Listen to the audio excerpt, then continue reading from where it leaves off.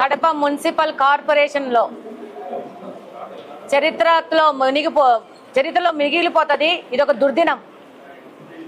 ఈరోజు absolute majority ఉన్న వైఎస్ఆర్సీపీకి సంబంధించిన మేయర్ గారు ఏ విధమైన చర్చ లేకుండా, అజెండాలో ఏ విధమైన పాయింట్స్ చదవకుండా,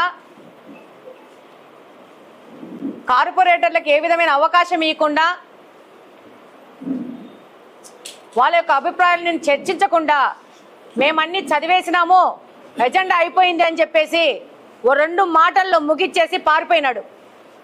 ఈ భాగ్యానికి ఇంత డబ్బు ఖర్చు పెట్టి, ఈ మీటింగ్ పెట్టి, ఇంతమంది భాగస్వామ్యంతో ఇంతమందిని ఇబ్బంది పెట్టి చేయడం కంటే ఆయన ఇంట్లో లుంగి కట్టుకొని ఆయన బెడ్రూమ్లో అయిపోయింది, ఎజెండా పాస్ అయిపోయిందని చెప్పుకుంటే బ్రహ్మాండంగా ఉంటుంది.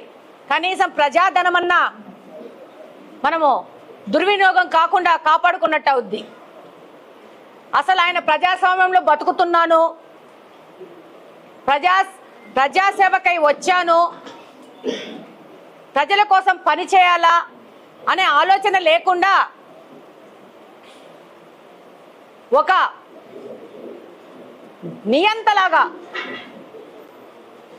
నేను 8 సంవత్సరాలు రైట్ ఒకరిని లెఫ్ట్ ఒకరిని కూర్చోబెట్టుకొని, కమలాపురం ఎమ్మెల్యేని కడప ఎమ్మెల్యేని కూర్చోబెట్టుకొని సభలు నడిపి ఈరోజు ఒక మహిళ కడప నియోజకవర్గంలో గెలిస్తే అది తట్టుకోలేక, ఓర్చలేక, మహిళలంటే మర్యాద గౌరవం లేక ఆ మహిళని ఎలా అవమానపరచాలా, ఇబ్బంది పెట్టాలా అనే ఆలోచన తప్పితే నిద్ర లేచినాల నుంచి ప్రజల సమస్యలు ఏంటి, ప్రజలకు మనం ఒక అధికారంలోకి ఇచ్చినారు, వాళ్ళకేం మనం సమాజ సేవ చేస్తున్నాం అనే ఆలోచనే లేదు.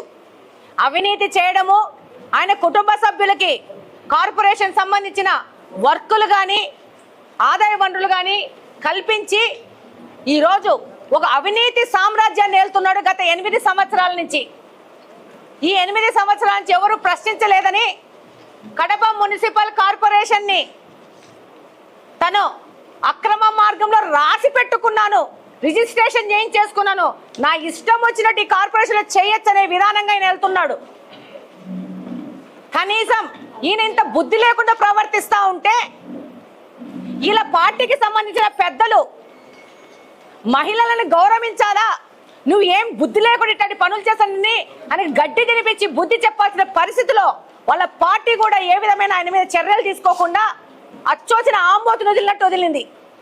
ఈరోజు మహిళల మీద దాడి చేస్తూ అదే మహిళల్ని సపోర్టు తీసుకొని వాళ్ళకి ఏమేమి లాభాపేక్షలు చెప్పినాడో మనకు తెలియదు. వాళ్ళకే మెజారిటీ ఉంది, వాళ్ళే ఎక్కి మాకు ప్రొటెక్షన్ కావాలని అనడము, వాళ్ళే నినాదాలు చేయడము, వాళ్ళే పోడియం ఎక్కడము, వాళ్ళే రచ్చ చేయడము. ఆ తర్వాత బాగా అన్నం తినేసి వచ్చి లంచ్ బ్రేక్ అయిపోయినాక ఇదే కార్పొరేషన్లో ఇదే మీటింగ్ అటెండ్ అయిన పోలీసు వాళ్ళకి కానీ, మీడియా ప్రతినిధులకు కానీ ఎవరికి ఏ విధమైన అరేంజ్మెంట్ చేయకుండా వాళ్ళు మాత్రం కిందికి వెళ్ళి చక్కగా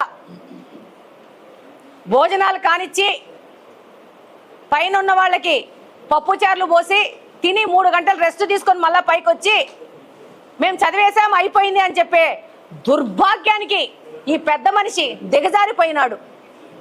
ఇది కడప నియోజకవర్గంలోని ప్రతి ఒక్క మనిషి గమనిస్తూ ఉంది.